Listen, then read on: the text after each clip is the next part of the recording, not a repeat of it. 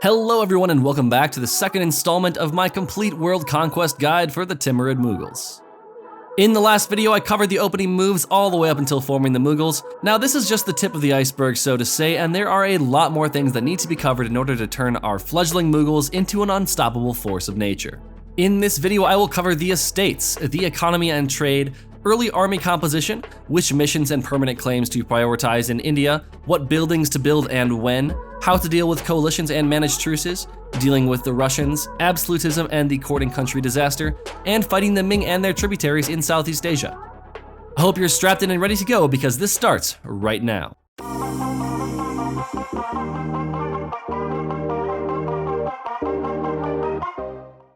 The first thing to notice after we form the Mughals is that we have gained 3 new estates. So we'll go ahead and assign them all their privileges. So we'll go into the Jains and grant them the monopolies over paper and cloth, as well as the Jains clerical class. In the Brahmins estate, we want to make sure that we select the Brahmins' legitimacy to rule, as well as the guaranteed Brahmin autonomy. What this does is it gives us some bonus religious unity, as well as reduces the penalty from non-Muslim provinces in our empire. This is super important because all of the land that we will be conquering will not be in the Muslim religious group. There are also some nice Rajput privileges, but they are not necessary like the Brahmin ones are. The other super pressing thing that we'll notice is that our economy is now in shambles. The Mughals' trade setup is not ideal for their position. We were previously collecting in the Persia trade mode and making a good amount of money, but now that we have moved our trade capital to Doab, we're making a lot less, so we need to fix that ASAP. This simplest fix is to set your trade capital back to Herat by spending 200 Diplo points. This will continue to let you steer all of the Indian wealth back to Persia and collect there for more ducats. One additional thing that I recommend you doing is setting up trade companies in Persia since your capital is now in India. By setting up all of our non-stated land in Persia, Basra, and Hormuz to trade companies, we were able to gain extra merchants by pushing the trade power of our trade companies above 50% in the nodes. To do this, you'll have to build a few buildings and upgrade centers of trade, but you should be able to do this and gain the extra merchants. As far as trade company buildings go, as we build them, make sure to take harbors, local ventures, and the foreign influence 1000 ducat building. This will greatly increase your economy from trade companies, as well as give you a little bit of a bonus to your yearly army tradition. In the run featured here, I do not actually move my trade capital back to Persia because I valued my diplomatic power too highly at the moment.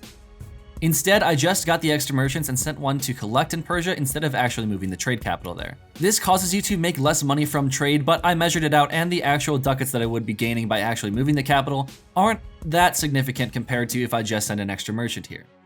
We can see here that after sending our bonus merchant to collect in Persia, we gain about 8.38 ducats a month instead of losing 7.3 ducats a month. Just make sure to keep adding land to trade companies in Persia, Basra, and Hormuz, as you'll be able to use these merchants to push a lot of your wealth from India. You'll gain more trade companies later down the road when you move into Burma and China. One other strategy is to move your capital back to Herat. This allows you to add your Indian land to trade companies and further increase the amount of money that you could earn at the cost of manpower and tax benefits, as well as governing capacity. The economic snowball is obviously the priority, so if you want to go this route, be sure to build state houses in every province that you expand into. We'll talk more about the buildings later. If you want to learn more about governing capacity, trade companies, and autonomy, go and check out Budget Monk's new video. I will link that one in the description below. It explains everything pretty succinctly. I suppose the point is that there's a lot of way to collect from trade and make a good amount of money, so do what works for you, and if you got a good strategy, go for it. Now I'm going to briefly talk about army composition.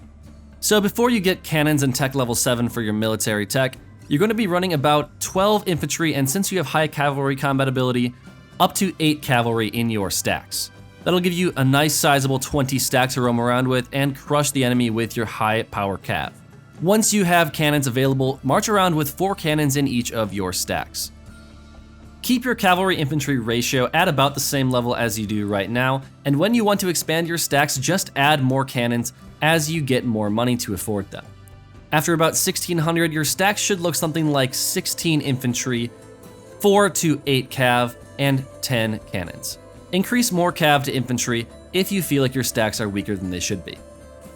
I like to use combat width as a general rule of thumb to march around with as many infantry and cavalry in the front row as my combat width allows, and as many cannons in the back row as I can afford. Now let's talk about buildings. Now I did briefly mention which buildings you should build for trade companies, but the most important buildings that you will be building all game are the state house manufactories. These reduce your government capacity a boatload. but you can only build one per state that you conquer. So if you build one per state that you conquer throughout your conquest of India, you should be on track to not have to worry about governing capacity for the rest of the game. However, in this run, I do showcase how I build manufactories, sorting by highest value, and just spam the crap out of them. This increases my income by a substantial amount, but I do struggle with governing capacity later. So you have to find a balance with your state houses and your manufacturers and which ones you want to build without going over the governing capacity limit. For additional reductions, you can also build courthouses in every single province, if you are running low on governing capacity. Other than these very necessary buildings, the ones that I prioritize the most in this run are workshops and manufactories in the same province. These stack on top of each other very well, with workshops giving a 50% local production efficiency and manufactories increasing the goods produced in the province. These buildings stacked on top of each other increase your income by a substantial margin. So make sure to build these when you have extra money and aren't struggling with governing capacity. Let's briefly talk about ideas before we move on to the rest of the guide. In the previous video, I told you guys that administrative, diplo, and religious were my preferred 3 ideas for the start of the game. After that, we are going to be taking offensive and then humanist for the policy that gives you a reduction of 5 years of separatism. This lets you take conquest after conquest without having to worry about leaving behind too many troops to deal with rebels. After that, we take quality and then influence and quantity. Additionally, you can take exploration at some point in this run to either fill out the map or rush down some colonies. But in my run, I was already so far ahead, I figured influence would be good to fully annex our later in the game subjects, as well as quantity as we finish the game out. Now that we're not bleeding money, we can do the thing that we're going to be doing for the rest of the game, and that is non-stop war. So we have claims on all of northern India, and due to our mission tree, depending on which claims that we go after first in terms of our war targets, we will be able to gain more additional permanent claims and control all of India in a matter of years. In terms of who to prioritize, I chose to go after the low development Himalayan countries and Jampur at the same time. Stretching across northern India, we're able to secure our economy and fuel our war machine going south to fight Batmanas, Malwa, and Vijayanagar. When picking your war targets, make sure to pay attention to who they are allied to and who you can possibly co-belligerent. If you're able to co-belligerent an ally of one of your targets and call them into the war and full annex them after the war is over, you should go ahead and do that. The less tags and more peace treaties that you have going on at the same time, the better. The reason being that there's one less country to join a coalition in the future. Make sure to only take provinces that you have your permanent claims on. And by the time you finish your first war with Jaunpur, you'll be gaining a pretty sizable coalition. Now there are a few strategies to deal with coalitions. The first is to attack them before they get too big. In my run, I only actually declared war on a coalition once, and that was at the very end of the game dealing with the HRE. I'm going to share with you a few tips on how to deal with the coalitions, min-max your aggressive expansion, and shorten truce timers to make your conquest a little bit faster, keeping truce timers with members of the coalition and declaring on them when the truce expires. The first trick is to improve relations with all outraged countries that you border. If you improve relations with a country that is in the coalition or who might join the coalition, and drop them below a certain threshold, they might leave the coalition or not join in the first place. The next strategy is to call coalition members into a war by attacking one of their allies who is not a coalition member. This reduces the size of the coalition and can actually cause all of your coalition to fall off and leave the coalition to begin with. And by far the most important strategy is to pay attention to your truce timers. Eventually you will be at war and eating up every nation in the subcontinent. So if you fight a large country like Jaunpur and take most of their land, you're going to want to declare war on them the day that their truce expires with you. If you do not, they will be joining the coalition the second that they get the chance, because your aggressive expansion is so high with them. If you are able to keep truce timers with every major Indian nation, then you will not have to worry about a coalition in the first place because no one can attack you without breaking the truce.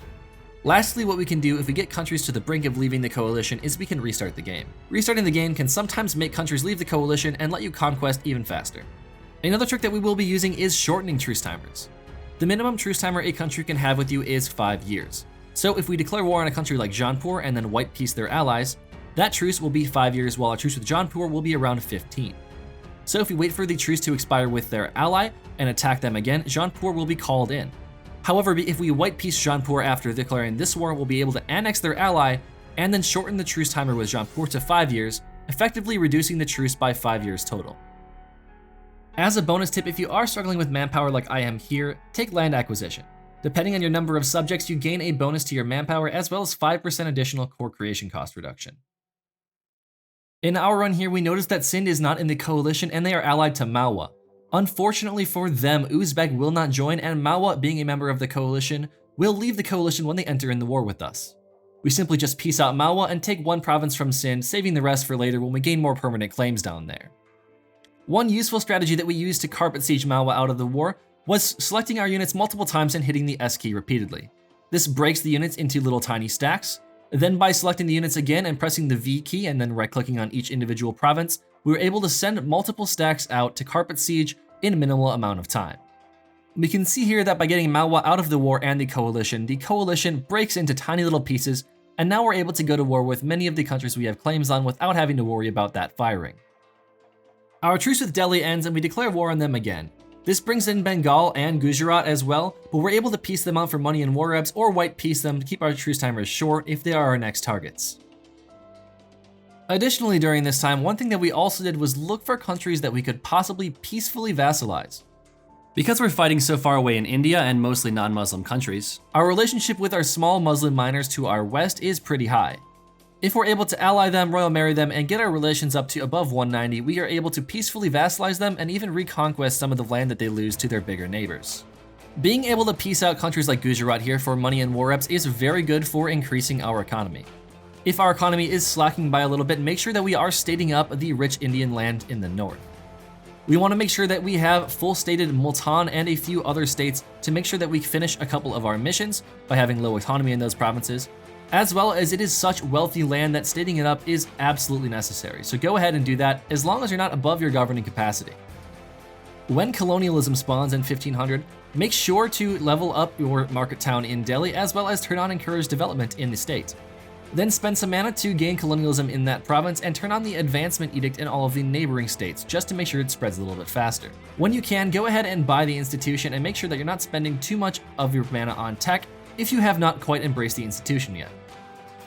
We see here that next month our truce will end with Jaipur, so we want to make sure that our troops are ready to go in and declare war on them. If we do not, they could join a coalition and things could get a little bit nasty, so we want to make sure that we're very timely with our truce timers. A few wars like this with any big country and you'll be good to go. You shouldn't take more than 3 wars to fully annex somebody.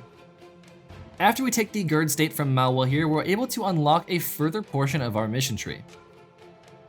Now if we take these claims from Malwa in the next war and maybe a 3rd war after that, we'll be able to push down into our southern Indian neighbors.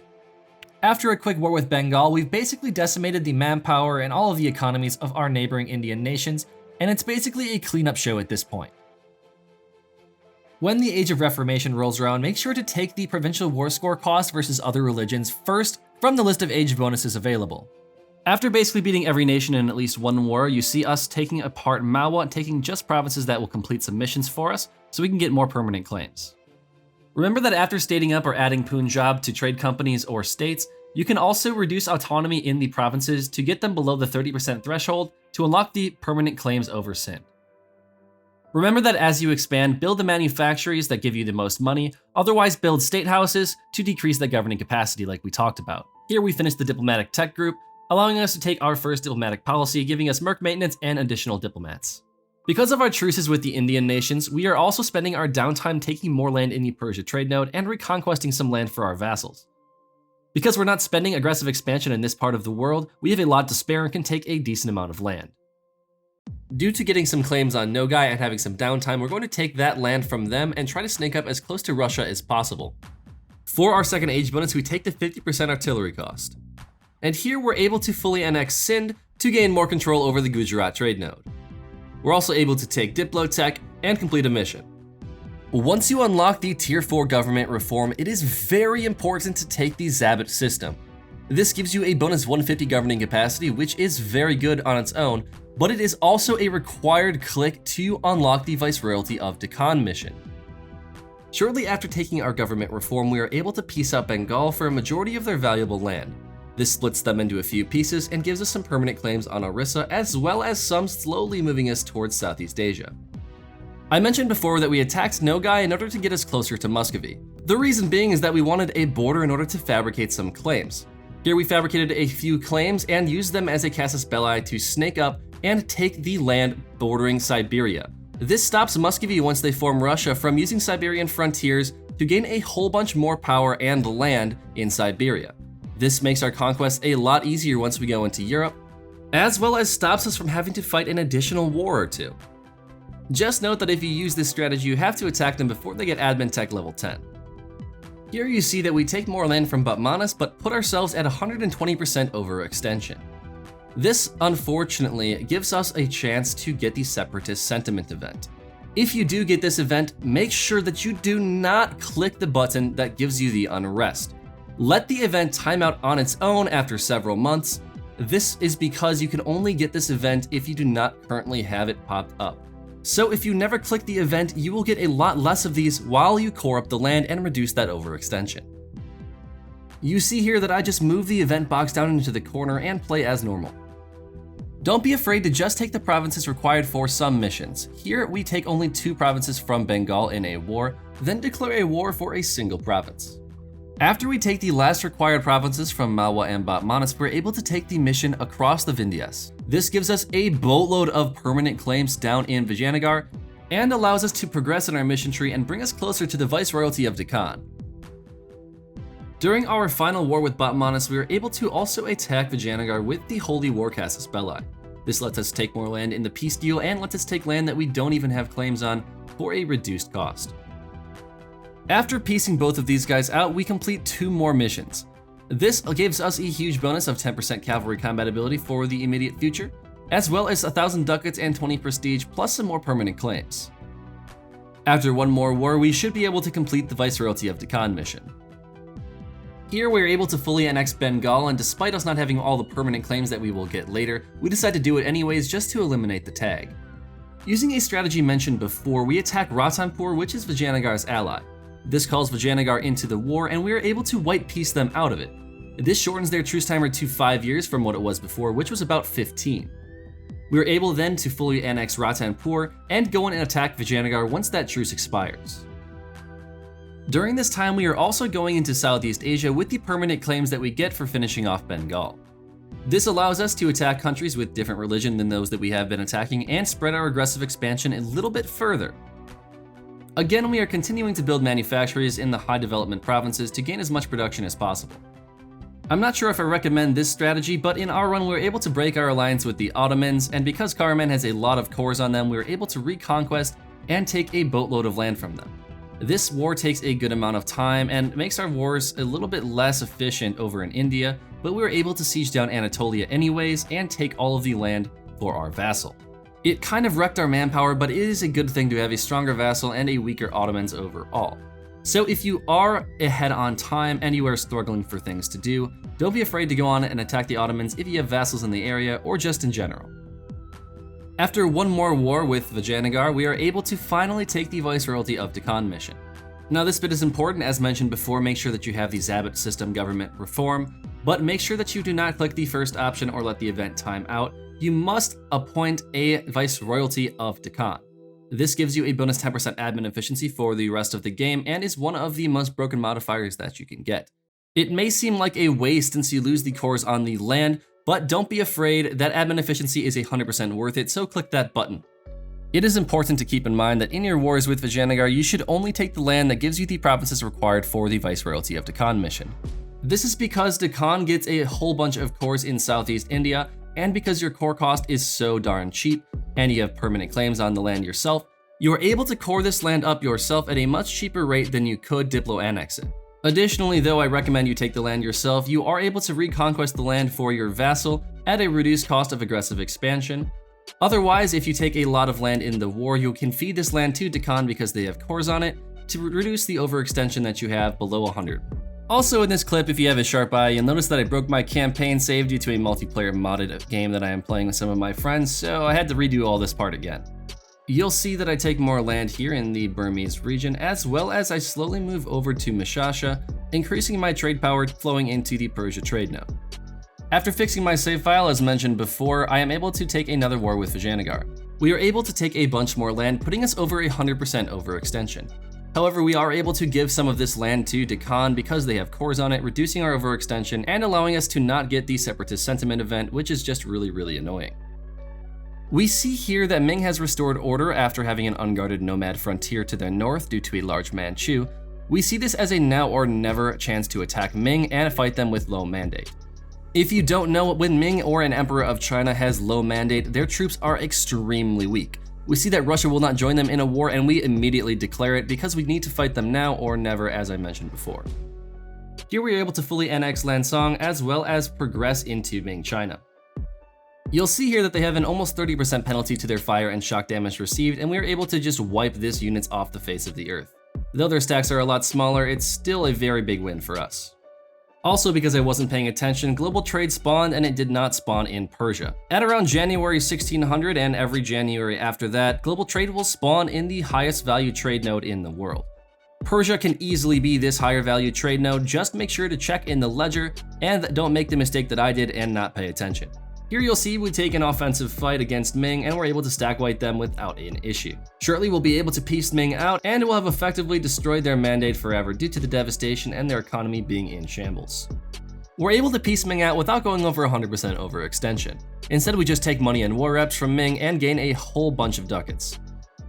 We have 10 years after global trade spawns to prepare for the age of absolutism. So we're going to spend this time adding our provinces to trade companies, building buildings, as well as gaining those extra merchants.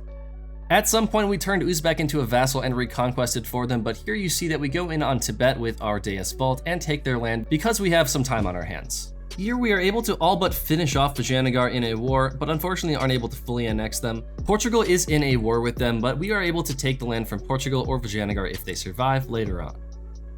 Then because we're overextended, we just give the land in Sri Lanka to Deccan because they have cores on it. Alright, well here we have it, the Age of Absolutism has arrived and our Mughals is looking pretty thick. Now it is important that we keep the game paused here because we can gain a boatload of Absolutism, increasing our admin efficiency up to 30%, basically in a single day. So the first step, as you see me doing here, is removing some of our estate privileges.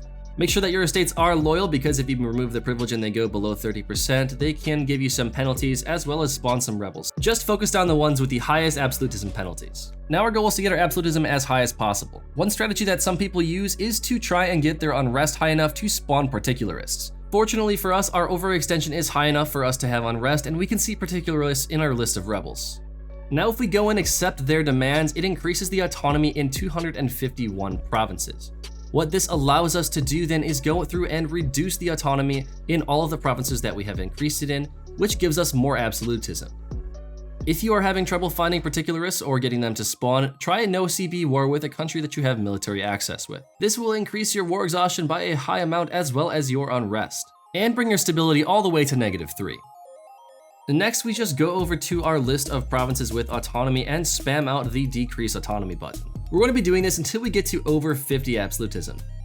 Now when 1.30 came out, this was not necessary to do, but we are going to be spawning the court and country disaster.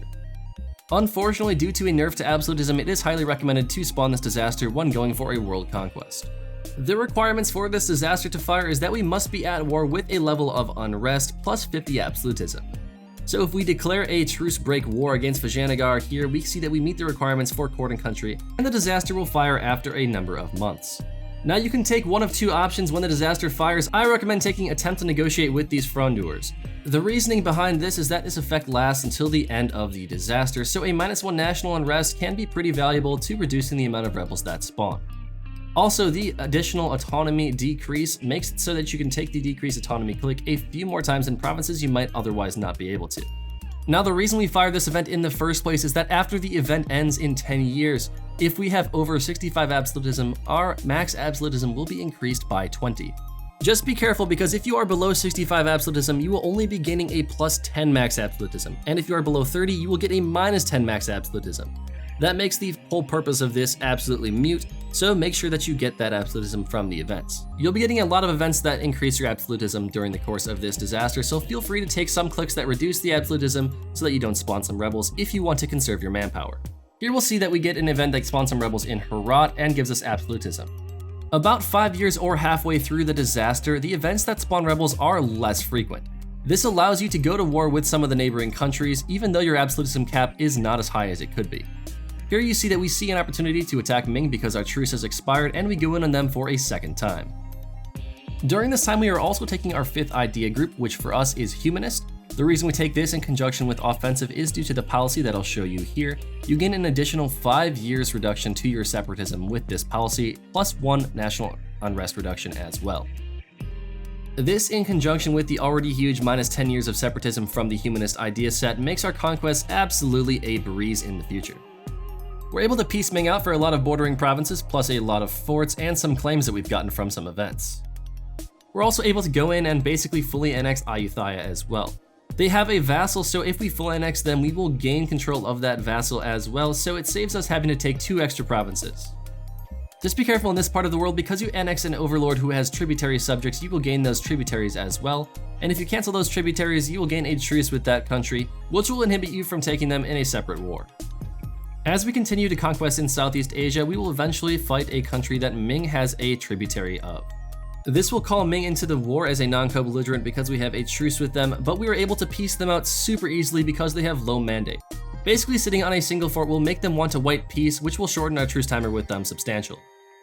In March of 1624, we were able to fully annex Malacca, which means that next month our disaster will be over. On April 1st, we get the event An End to Hostilities Between Court and Country, and we see that we have gained 15 prestige and 20 max absolutism. We see here that our max absolutism is now sitting at about 120 with some -5 penalties from our estates. Now we can go through and try and increase our absolutism even more, getting us as close to the cap as possible.